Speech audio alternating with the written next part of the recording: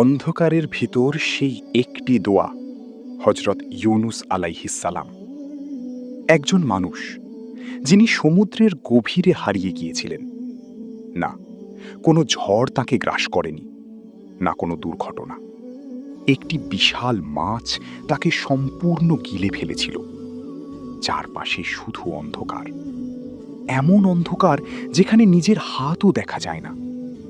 শ্বাস নিতে কষ্ট, বাঁচার কোনো আশা নেই। কিন্তু সেই অন্ধকারের মধ্যেই তিনি এমন একটি দোয়া পড়লেন যা আজও মানুষের জীবন বদলে দেয়।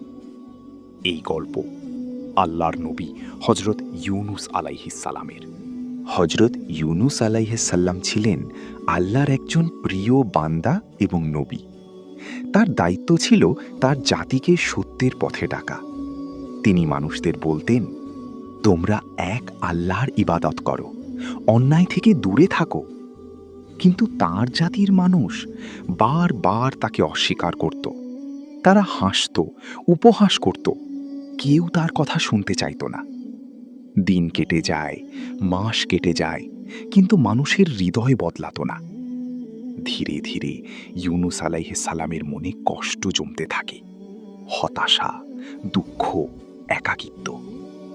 এক সময় তিনি ভাবলেন, এদের আর বোঝানো সম্ভব না।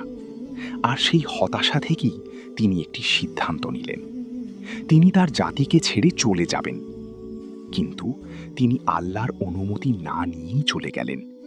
এটাই ছিল তার জীবনের একটি বড় ভুল। ইউনুস আলাইহিসসালাম একটি জাহাজে উঠে বসলেন। সমুদ্র তখন শান্ত ছিল, সবকিছু স্বাভাবিক।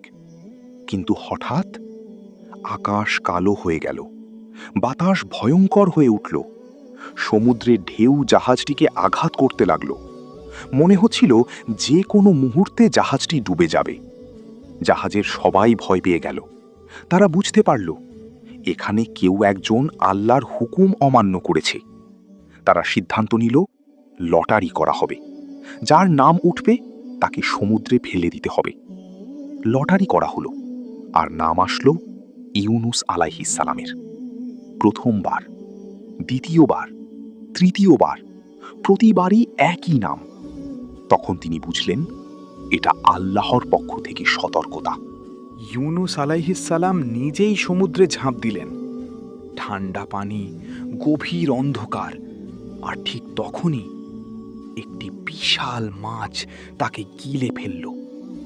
সব কিছু এক মুহূর্তে শেষ। না আলো, না কোনো শব্দ, না কোনো সাহায্য, শুধু অন্ধকার।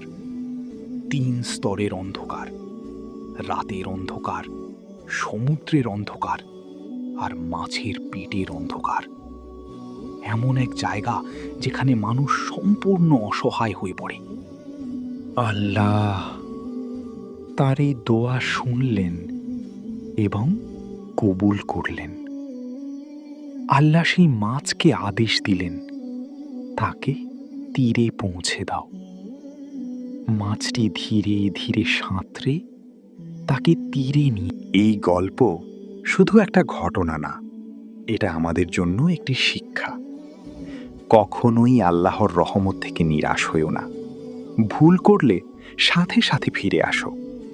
দোয়া কখনো ছোট না, কারণ অন্ধকার যত গভীরই হোক, একটা সত্যিকারের দোয়া সব কিছু বদলে দিতে পারে।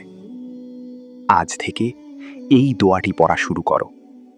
লা ইলাহা ইল্লা আন্তা সুবহানাকা ইন্নী কুনতু মিনাজ জালিমিন। হয়তো তোমার জীবনেও একটি অলৌকিক পরিবর্তন অপেক্ষা করছে। যদি এই গল্প তোমার হৃদয় ছুঁয়ে যায়, তাহলে ভিডিওটি শেয়ার করো, আর নূর কিডস চ্যানেলটি সাবস্ক্রাইব করো এমন আরও শিক্ষণীয় গল্পের জন্য।